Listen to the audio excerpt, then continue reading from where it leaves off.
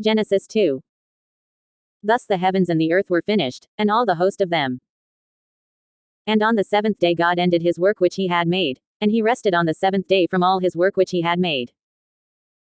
And God blessed the seventh day, and sanctified it, because that in it he had rested from all his work which God created and made.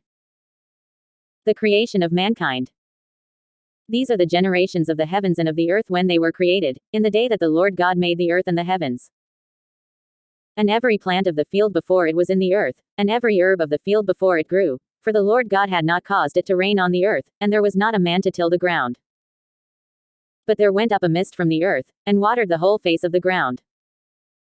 And the Lord God formed man of the dust of the ground, and breathed into his nostrils the breath of life, and man became a living soul. And the Lord God planted a garden eastward in Eden, and there he put the man whom he had formed.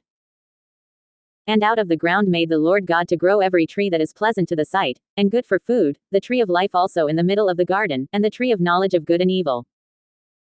And a river went out of Eden to water the garden, and from there it was parted, and became into 4 heads. The name of the first is Pison, that is it which compasses the whole land of Havilah, where there is gold.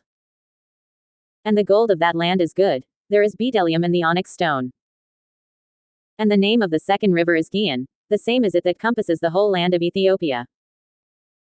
And the name of the third river is Hiddekel, that is it which goes toward the east of Assyria. And the fourth river is Euphrates. And the Lord God took the man, and put him into the garden of Eden to dress it and to keep it. And the Lord God commanded the man, saying, Of every tree of the garden you may freely eat.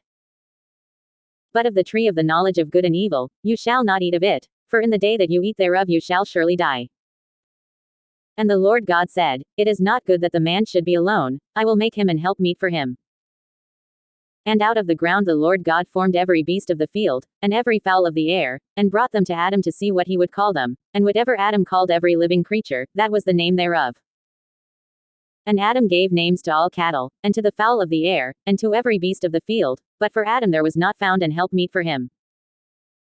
And the Lord God caused a deep sleep to fall on Adam, and he slept, and he took one of his ribs, and closed up the flesh instead thereof. And the rib, which the Lord God had taken from man, made he a woman, and brought her to the man. And Adam said, This is now bone of my bones, and flesh of my flesh, she shall be called woman, because she was taken out of man. Therefore shall a man leave his father and his mother, and shall join to his wife, and they shall be one flesh. And they were both naked, the man and his wife, and were not ashamed.